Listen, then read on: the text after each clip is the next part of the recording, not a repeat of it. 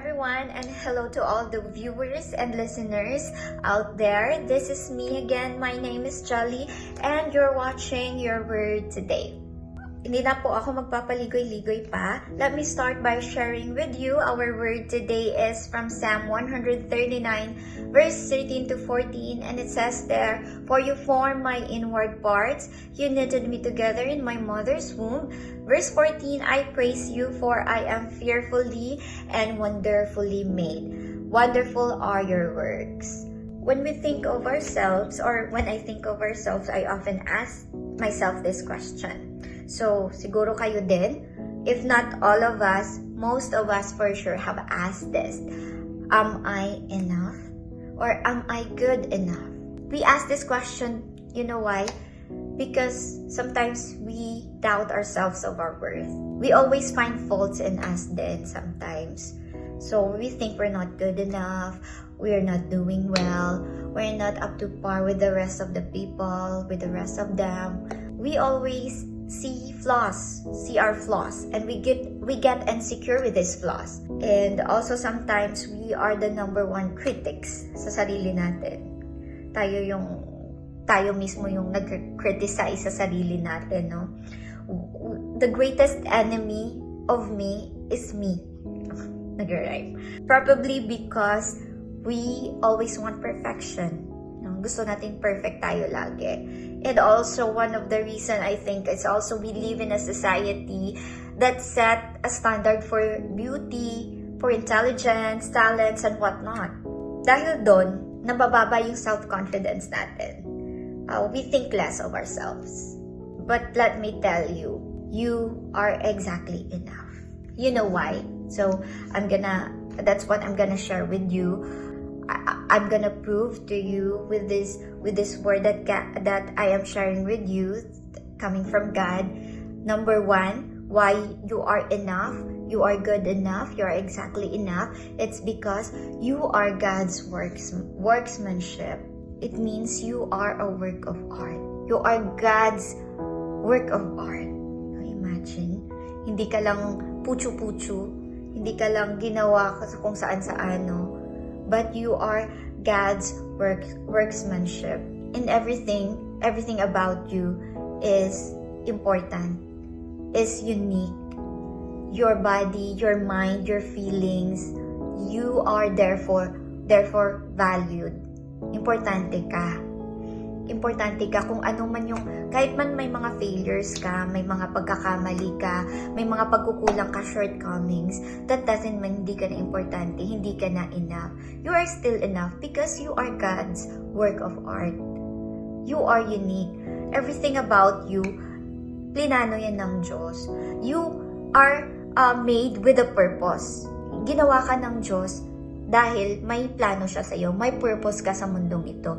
Ginawa ka with that purpose na ikaw lang yung makakagawa. Na ikaw lang yung makaka-complete nun. Hindi ibang tao. Yung purpose mo, hindi kayang gawin ng ibang tao yan. Yung purpose mo, ikaw lang mismo yun makakagawa nun. It's a reminder for you right now na kung nawawalan ka man ng self-confidence to do things, to pursue things, to pursue yung mga gusto mong gawin or mga gustong ipagawa sa'yo ng Diyos. You may have a calling, you may have talents that can serve God, but because you think less of yourself, hindi mo nagagawin yun. Hindi ka willing, hindi mo gagawin because you think less of yourself. But let me remind you na if God is calling you right now for something great, for something good, for you to serve Him, start doing it right now. Huwag mo nang isipin yung mga insecurities na yon, because God has made you for something great na ikaw lang mismo. Hindi yan magagawa ng ibang tao. Think of yourself as someone special. Someone na may purpose dito sa mundo. Right? So, number 2, of course, you are exactly enough because you are fearfully and wonderfully made by Him. Fearfully and wonderfully. Imagine that. Kung paano tayo ginawa ng Diyos.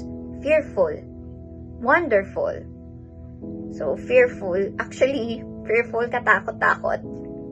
When I first encountered the word fearfully, medyo or slight napaisip ako ng slight. Why fearful? Bakit nga ba fearful, Lord? Madami namang adjectives na pwedeng gamitin aside from fearful, diba? Like, why not beautifully, amazingly, no? Bakit fearful? Because I think God created us in a way na may sobrang pag-iingat. So, para tayong babasaging baso na dinahandahan niya para hindi tayo mabasag. He wants to make sure everything in us siguro is functioning properly. Siguro yung mga organs natin, mga limbs natin, na nagagamit according to its purpose. That's why God created us fearfully and wonderfully. Because imagine, wonderful. How wonderful it is na lahat sa atin ay may nagagamit natin sa tama. Our eyes, our nose, our mouth, our ears. Everything in us is wonderful and fearfully made. So, special tayo kasi hands-on si Lord sa paggawa sa atin. If you are right now someone who constantly seeks validation from other people, hindi natin kailangan yun. We don't need to please other people. We don't need validation from other people. Kasi the only validation that we need to seek is the validation from the Lord. Alam mo, kay Lord, kahit nga hindi na tayo, kahit wala pa tayong ginagawa, magaling na tayo para sa Kanya. Wonderful na tayo para sa Kanya. Ginagawa na pa lang tayo, wonderful na tayo. Wala pa tayong napapatunayan, wonderful na tayo. Because God already knows what we are capable of. Because He made us in that way, na capable tayo sa bagay according sa ginawa niya. 'Di ba? Alam na niya nung ginagawa pa lang tayo, alam na niya yung capabilities natin because He made us that way. Bakit pa tayo na-insecure sa mga bagay-bagay na feeling natin wala tayo? So, ask God your purpose. Sometimes, mga bagay na kaya nating gawin, hindi natin nagagawa because of these insecurities. Because we think less of ourselves. Hindi natin napupursue yung mga bagay na gusto nating i-pursue. Hindi natin napupursue yung mga calling ni Lord. Hindi natin nagagamit ang mga talents natin, ang mga skills natin because of this doubts. If you have doubts right now, this is a good reminder for you that remove those doubts, remove those insecurities, dahil may purpose ka, magaling ka, wonderful ka sa paningin ng Panginoon. Kayang-kaya mo yan kasi you have made, ginawa ka ng Diyos para dyan. Ginawa ka ng Diyos para sa isang bagay na yan. So, kung may doubt ka man, tanggalin na yan. Tanggalin mo na yung mga doubts na yan. So, I hope that those of you that is still doubting yourself right now, mawala na. And this is a reminder that you are important. You are exactly enough. Kaya, dahil enough ka, enough na yung pagiging insecure mo. At lumabas ka na dyan sa comfort zone mo and let God use you for His glory.